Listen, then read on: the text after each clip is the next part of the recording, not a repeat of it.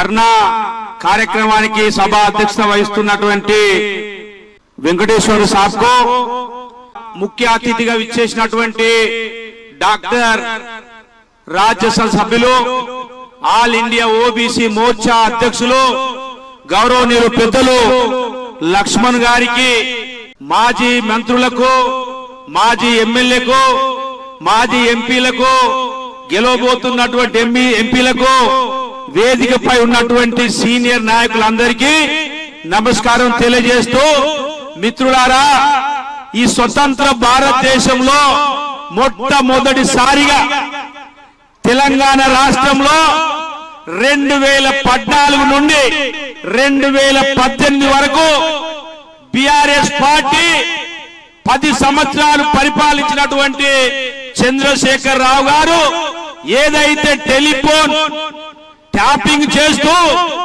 ఈ రాష్ట్రంలో ఉన్నటువంటి రాజకీయ పార్టీలని, సివిల్ సొసైటీని, వ్యాపారవేత్తలని, ప్రజా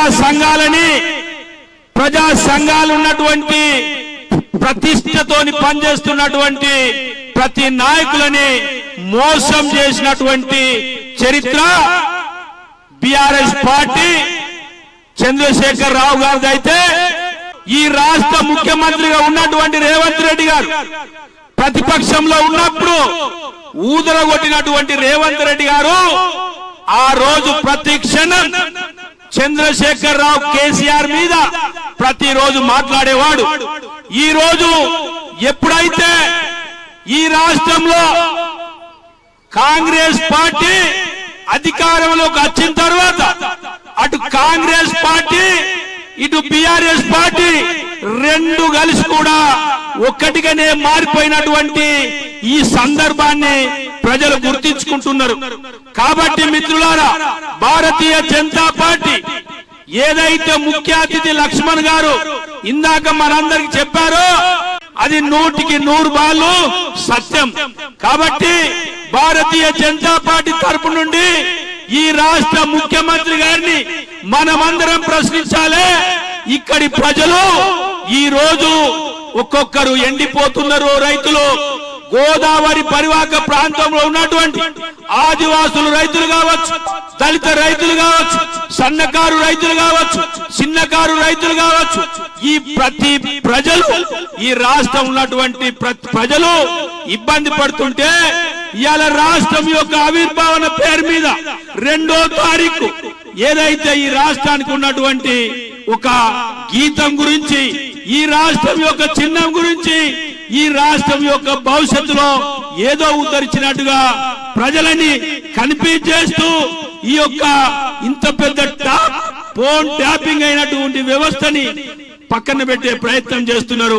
కాబట్టి రేవంత్ రెడ్డి గారిని నేను కోరుతున్నా, డిమాండ్ చేస్తున్నా, ఈ రాష్ట్ర ముఖ్యమంత్రి రేవంత్ రెడ్డి గారు మీకు న్యాయం మీద, ధర్మం మీద విశ్వాసం ఉన్నట్టయితే, బీఆర్ఎస్ తోని గిట్ట ఇంటర్ లింక్ లేనట్టయితే మా పెద్దలు చెప్పినట్టుగా మీరు అర్జెంటుగా సిబిఐకి రాయండి. సిబిఐకి రాసి మీ యొక్క నిస్వార్థాన్ని, మీ నిజాయితీని బయట పెట్టుకోండి. కాబట్టి ఇవాళ మేము భారతీయ జనతా పార్టీ పక్షాన ఇంత పెద్ద ఫోన్ ట్యాపింగ్ ఉదంతాన్ని ప్రజల ముందుకు తీసుకొచ్చి చేసినటువంటి కేసీఆర్ గారి యొక్క పాత సర్కార్ మీద పూర్తి స్థాయిలో కేసెస్లు ప్రేమ జరగాలి. వాళ్ళు చట్టం పద్ధతిలో లోపలికి పోవాలి.